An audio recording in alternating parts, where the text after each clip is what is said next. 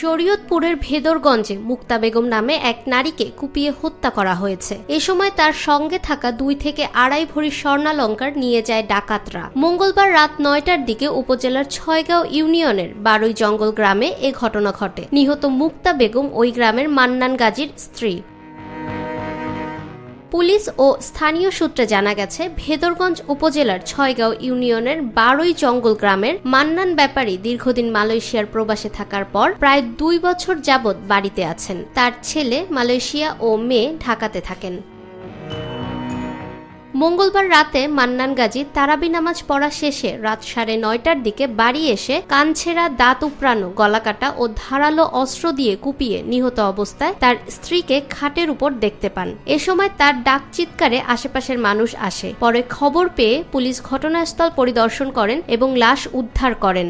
আমার বোন নামাজ পড়তে গেছে, তাহলে একসাথে নামাজ পড়ছি, নামাজ পড়িয়া এও বাইরে হয়েছে, আমরাও বাইরে হয়েছি, খাইতে বসি।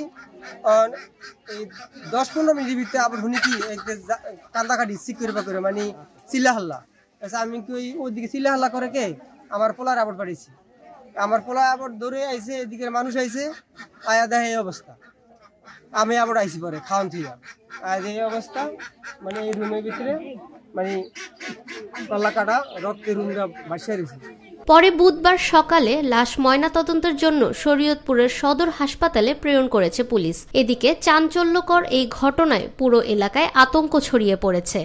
ঘটনা মানে একটা আমরা তো নাগরিক নামাজ ধরেই পড়ি। আমি 10 বছর বাইরে আসছিলাম, কোনো দিন ইফতারি এখন করতো। তুমি একলা আইসো, তুমি ঘরে ইফতারি করছি, ঘরে নামাজ পড়ছি, 2 জনে নামাজ পড়ি, রোজা বলি একসাথে নামাজ পড়ি, হ্যাঁ ইফতারি খাই, তাহলে ফল পাতা খাই, হইলো নামাজ পড়ে মুড়ি খাই। 2 জনে নামাজ পড়ে মুড়ি খাইলাম। মুড়ি খাই মাইয়ারে ফোন দিল আর নীলারে ফোন দিল। পরে ইয়া হইলো, পরে এবার ছুটি করিয়া দানা সবজি দিল, আদান দিছে। আমার যে মসজিদে আদান দিছে, নামাজ পড়তে যাইব না, আমি হওয়া মসজিদে আমি নামাজ পড়তে আমার ভিতরে লক আটকাইয়া আমি নামাজ পড়তে গেলাম না। নামাজ পড়তে আয়া জানি ওই গেটটা আছে না, টিনের গেটটা, বাদ দিয়ে আমি সুতা দিয়ে থুই।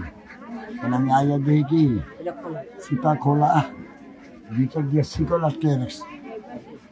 আমি তো ঘরে লোক আইছে, আমি আয়া দরজা খুললেই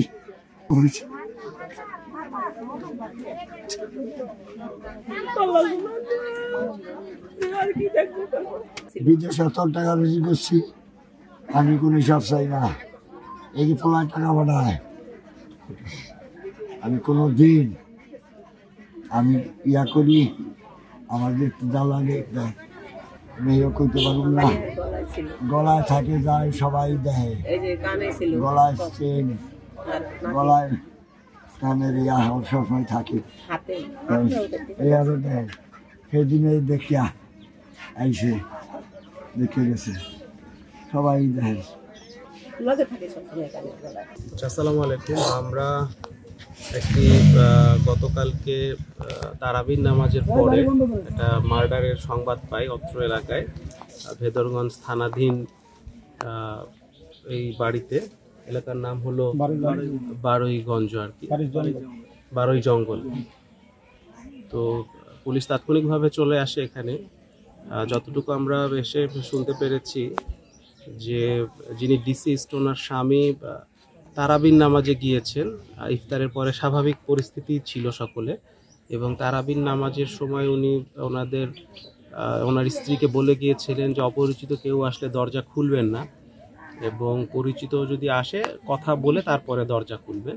আর উনি এসে দরজাটা খোলার সময় ওনার মনে একটু সন্দেহ লেগেছে। উনি যেভাবে দরজাটা সুতা দিয়ে খুলে প্রবেশ করেন সেভাবে উনি পাননি, এবং পরবর্তীতে বিল্ডিংয়ের সামনের দরজাও খোলা, রুমের দরজা খোলা, এবং উনি ওনার স্ত্রীকে অত্যন্ত মর্মান্তিকভাবে লাশ হিসাবে দেখতে পায়।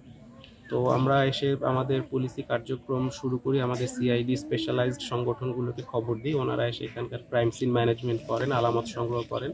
আমাদের থানা থেকে আমাদের সাব ইন্সপেক্টর, ওসি সবাই এসে আমাদের এখানের বিভিন্ন আলামত সংগ্রহ এবং মৃতদেহ পরবর্তী কার্যক্রমের জন্য হাসপাতাল নিয়ে যাওয়া হয়। তো পুলিশের স্বাভাবিক কার্যক্রম চলমান রয়েছে। আমরা সন্দেহ করছি ঘরে হয়তো 3-4 জন ঢুকে কোনো ধরনের ডাকাতি চুরির উদ্দেশ্যে আসতে পারে এবং এমন নির্মমভাবে লাশটি দেখেছি এটি সাধারণ সুস্থ মানুষের পক্ষে সম্ভব না। হয়তো প্রিভিয়াস কোনো আক্রোশ থেকে থাকতে পারে, যদিও আমরা পরিবারের সাথে কথা বলে কোনো আক্রোশের খবর পাইনি। তো সেক্ষেত্রে এমনও হতে পারে অপ্রকৃতস্থ কোনো ব্যক্তি নেশাগ্রস্ত হতে পারে বা যার দিকবিদিক শূন্য হতে পারে, কারণ যার সাথে শত্রুতা নেই, আর ঘর থেকে আমি মোবাইল ফোন, টাকা পয়সা, স্বর্ণালঙ্কার কিছুই নেইনি, তাকে এভাবে নির্মমভাবে হত্যার কোনো কারণ সামনে আসছে না। তো আমরা সার্বিক বিষয় মাথায় রেখে কাজ করছি। এলাকার মানুষ সহযোগিতা করবে আমরা বিশ্বাস করি। আমরা দ্রুততম সময়ের মধ্যেই আসামিকে খুঁজে বের করার চেষ্টা করবো ইনশাআল্লাহ। পুলিশি কার্যক্রম অব্যাহত আছে।